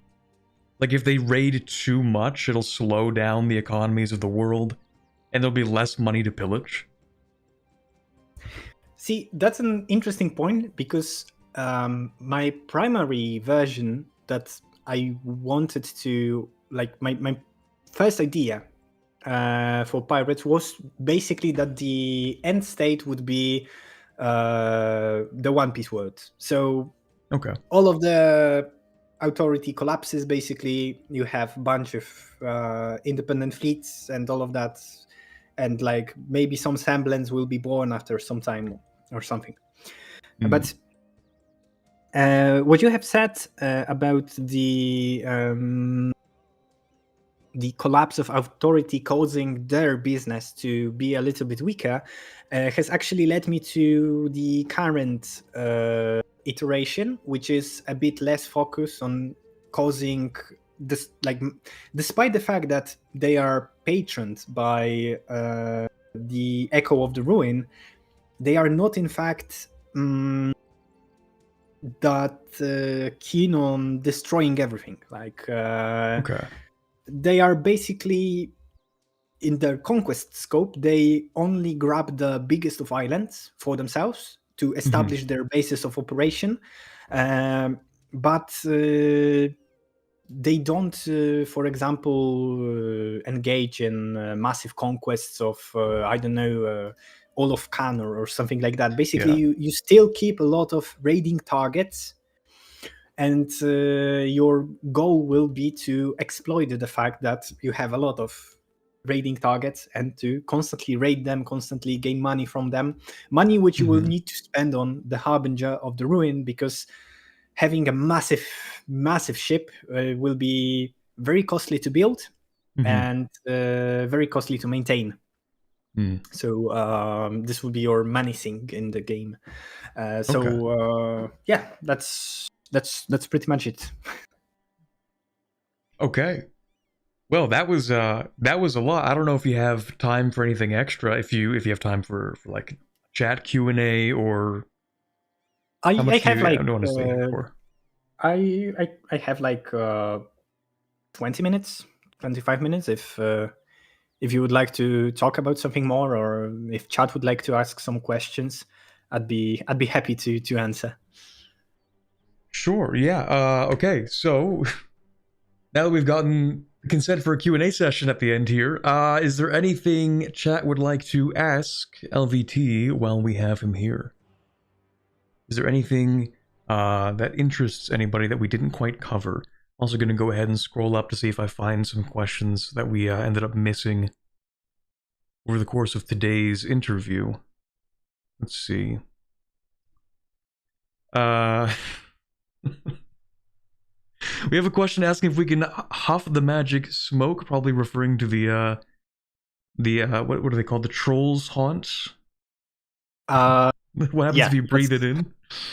I have no idea because I have not tried, and I think I don't want to. So unfortunately, I don't feel I'm predisposed to answer this question. But on the people that it like on the sieges, it doesn't really do much to people. It's just like a really thick fog that makes it hard to see. Yes, it's a very thick fog that's suffocating and making it hard for the defenders to fight in. And of course, It doesn't matter for Troll's Hound because they are dead. They are zombies and skeletons, yes. so that they don't really care about it. They really are just I don't know if you watched that specific Pirates of the Caribbean movie. I think it was the Black Pearl, maybe. The one where they become like actually undead. Yes. It's so basically that. Curse of the Black Pearl. Yeah. Yeah, I'm a big fan of Pirates of Caribbean movies, so I guess it shows. Yeah, it shows from the dedication. There's a lot put in here. Clearly, someone here really likes pirates. Let's see. Okay, so someone asks, are there flavor events for the Wellos pirates sinking ships in Sacrifice? That's interesting. There are not really a lot of flavor events outside of the events that are put in from the by the mission tree itself, because to be frank, those type of events, especially if they are repeatable, you need to have a lot of them, so they are not boring very quickly. So in the end, I tend to not put events like this, like repeatable events. However, there is like in the event about recovering the sunken temple, it is mentioned that basically you made a giant sacrifice from ships that you have put down. So it's mentioned, but there are no like in-depth events and something similar. Okay, yeah, it just becomes like a known part of the lore as you play, is that as you're sinking these ships, they are being gathered as sacrifices, essentially. Yes.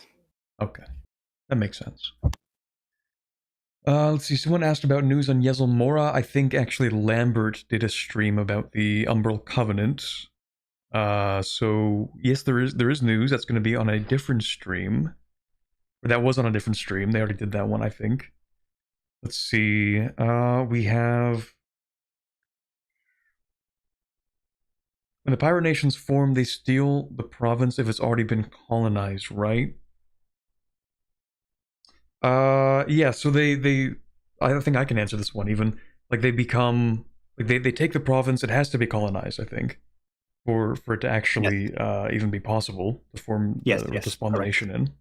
Mm-hmm. And then you mentioned that there are 2 that inherit the culture, and then the other 2 inherit the religion. So that would be I think Rasail and Trolls Hunt inherit the cultures, or not inherit the culture, sorry. I think you said they inherit the religion because they're specific. They inherit cultures. the religion. Yes, they are specifically East Dollar in case of Trolls Hound and Lencori Half Elf in the case of Rasail. Yeah, and then Lamentaire and Port's Pale Gold are the ones that can inherit culture but not religion, because Lamentaire is always Cult of Wellos and Pale Gold is Regent Court, I think you said. Correct, yes. They actually worship an interesting heresy of Regent Court called Natalara, which is basically it's a heresy where they believe that Natalin, or the goddess of shadows, has a fling with Ara, the goddess of wealth and luck. Okay. It's an interesting thing to be read. I recommend it. It's an interesting law. Yeah, I was gonna ask, like, why Regent Court, but I guess we have the answer then. It's like a kind of sort of Regent Court, but it's not like different enough to be its own religion. Yes. Yeah, it's more or less Regent Court. Okay. Someone asked about incentives to go naval or maritime ideas. I guess it would really depend on what you want to do. You have a lot of naval buffs just sort of built in. But like, of course, you're playing pirates. Why wouldn't you take naval and maritime? It just feels right. For example, maritime is good just because of how many small islands you have. Basically, if you take a look at the map from far away, you have a lot of small islands, and they have a lot of sea tiles next to them, so you can really use the maritime ships repair in coastal zones buff, and basically have your fleet be constantly at max HP thanks to this.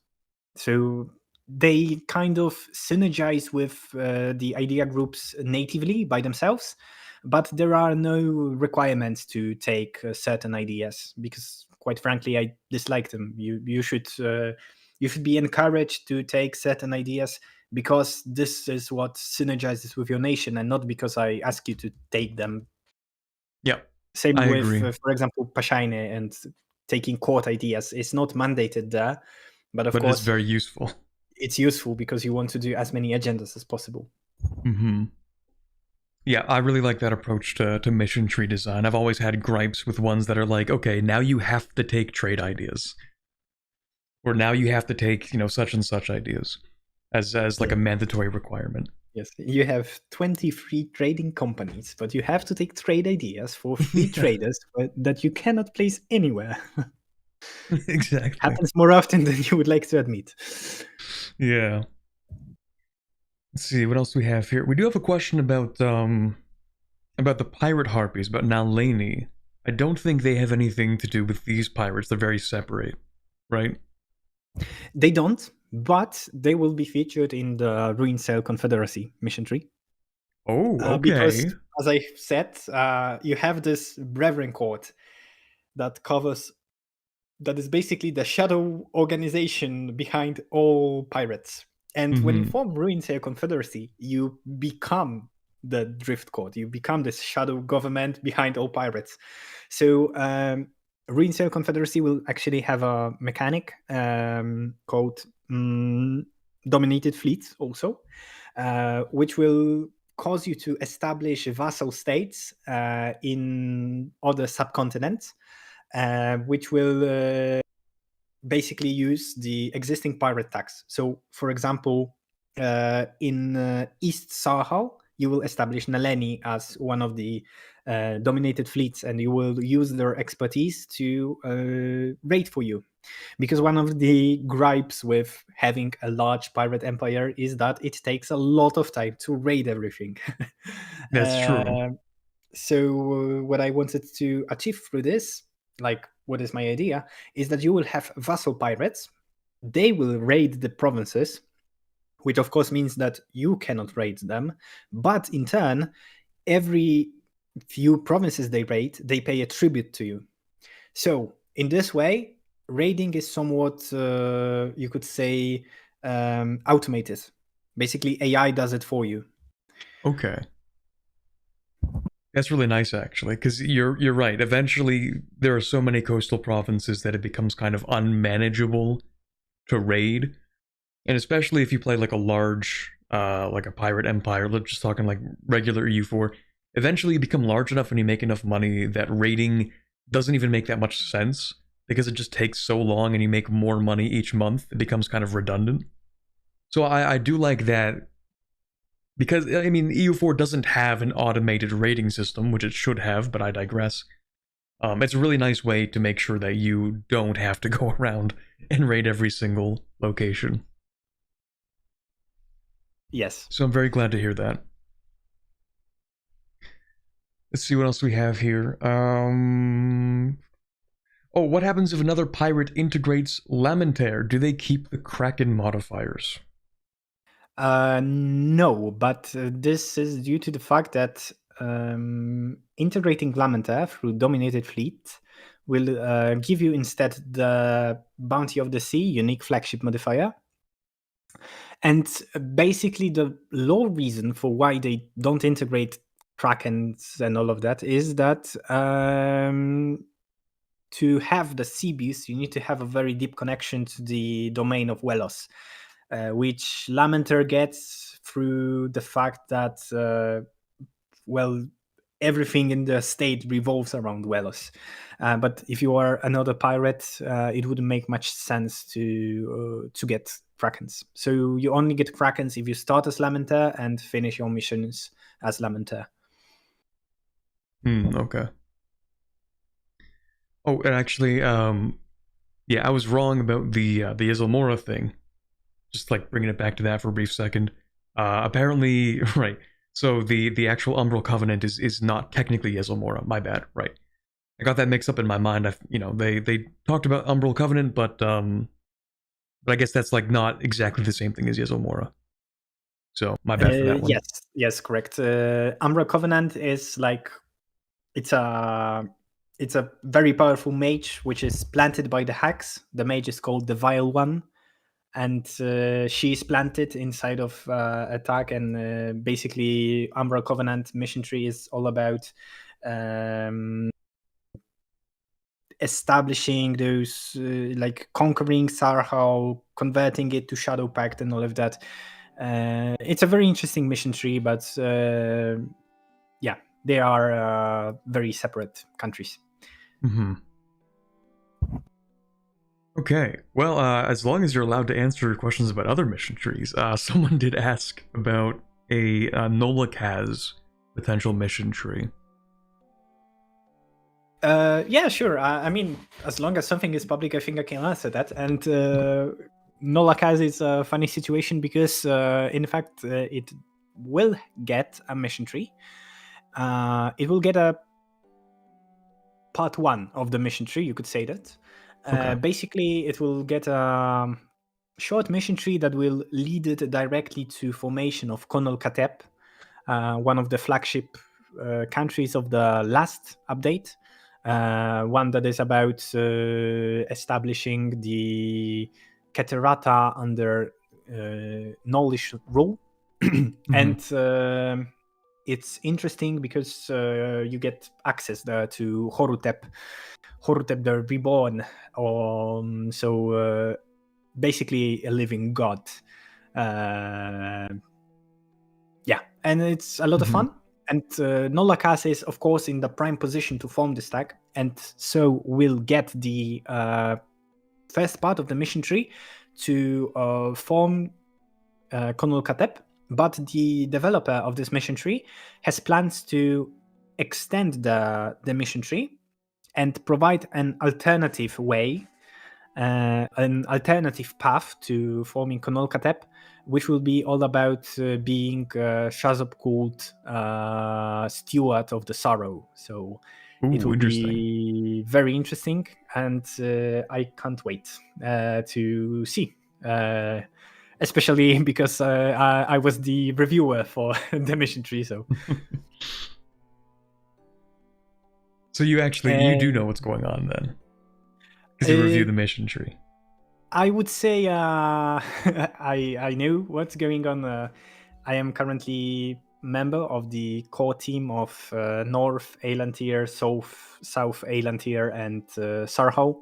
So I somewhat tend to know what's going on in those regions.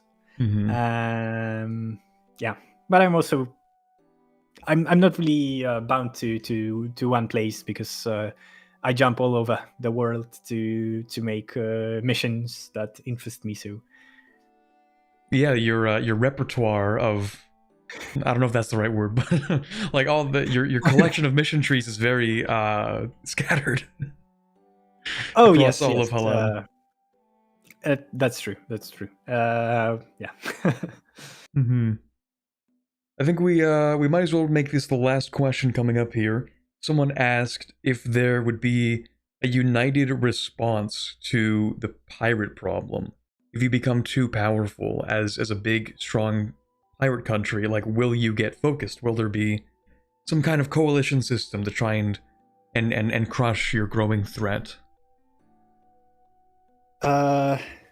So as I've said, there is a mechanic that I want to implement, which is called Dread.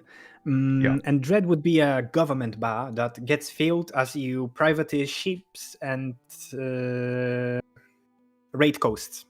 When you get to max Dread, your current ruler becomes a legendary pirate. They gain the status, they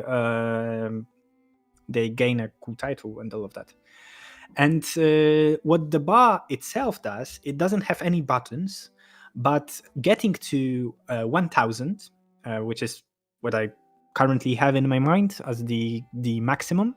So basically getting to 1000 Dread will give you several modifiers. Some of them are positive ones, like available loot or morale damage dealt. But it also will give you a negative modifier, namely aggressive expansion impact.